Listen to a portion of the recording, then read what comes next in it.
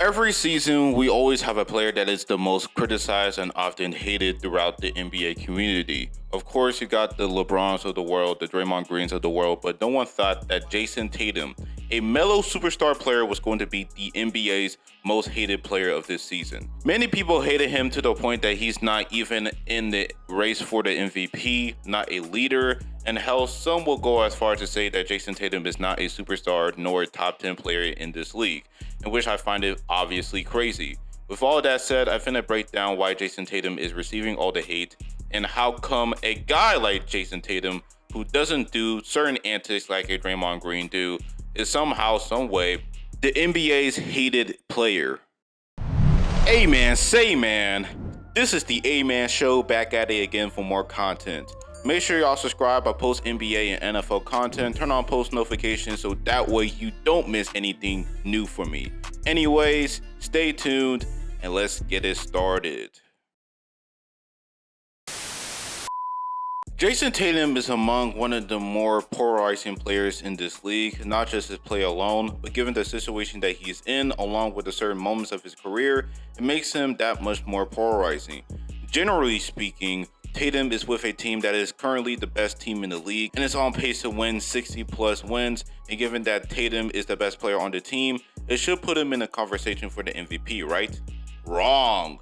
Tatum is often discredited for the team's success despite putting up superstar numbers. People will come up with reasons such as his inconsistency as a player and his over-reliance on the three-point shot, and they will point the shit out to the point to why he's not a culprit to the success to this team. And I think all of this hate really stems from the time he was a rookie. As y'all know, the Celtics finished off the 2017 season with the first seed in the East before getting smacked against the second seeded Cavs. And with the first overall pick of the 2017 draft, they have a lot to work with. Now, of course, they will trade down that pick with the third overall pick, in which they will select Tatum with that pick. Under the situation that he is in, with a great amount of role players that can space the floor and also can defend and do all that, a future partner in crime in Jaylen Brown, along with trading for a top 10 player in Kyrie Irving, it gave Tatum leverage to play well under Brad's defense system.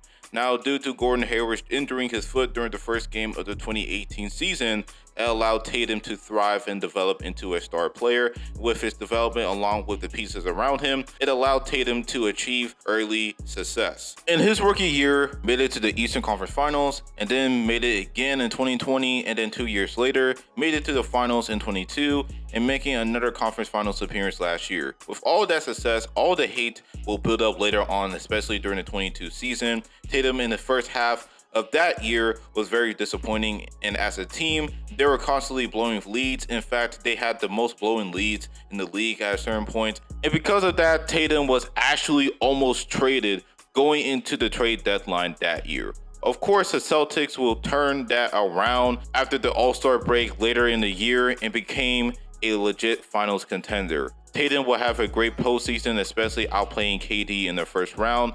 Now, he will settle down in the second, and that will allow Milwaukee to take the Celtics to 7 games, and Tatum at times will struggle with inconsistency, such as in game 1, where Tatum will score 21, but on 33% from the field.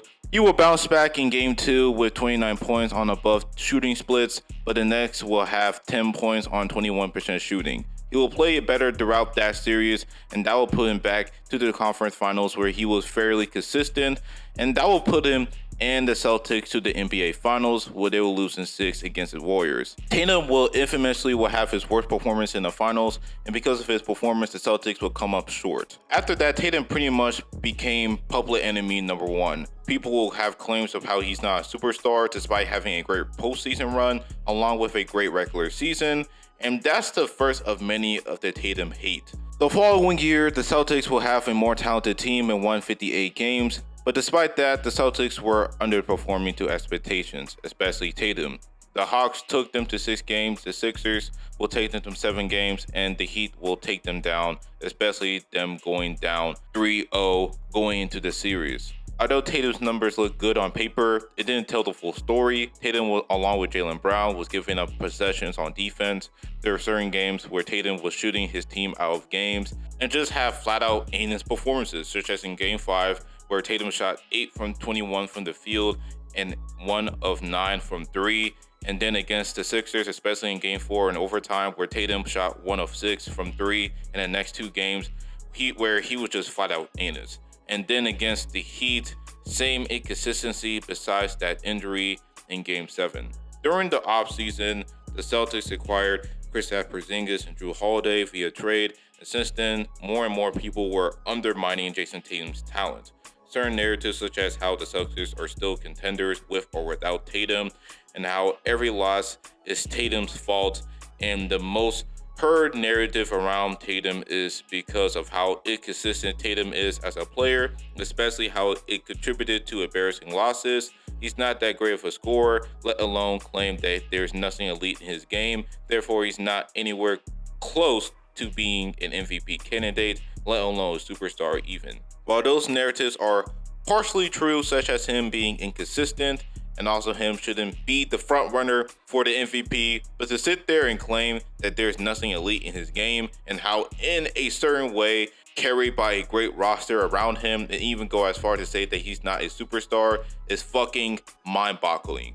Tatum for the last 3 seasons averaged 28 points, 8 rebounds, 5 assists, shooting 46% from the field, 36% from 3 on 8 attempts, and majority of the attempts are shot-creating shots, and 85% from the charity stripe, particularly last year where he was among the top 5 in MVP voting, even with a better supporting cast than the year prior. And currently the man is playing at a superstar level. He's one of the most skilled, let alone best shot creators in the game, and also he is an elite scorer. He's also elite at rebounding the ball for his position, and also he can play defense at a very high level. Not particularly elite, but is still a very good defender. And with all his playoff performances, it's good enough for him to be at the very bare minimum among the top 10 players in the league. While I do understand that stats don't really tell the full story, but the production that Tatum is bringing to this team, these stats do not lie, and if it wasn't for Tatum's production,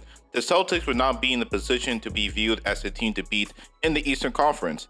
Even with all of that, I do think that there are certain criticisms such as him not only being inconsistent, but him trying to be too fancy, especially in certain crucial moments in the playoffs, and that can pretty much become a domino effect of this team. If Tatum does not play well, then the team doesn't play well. But the opposite, I don't think no one can really compete with them other than the Nuggets. With that said, I think that Jayson Tatum has been getting so much hate despite his stellar production over the last couple of years.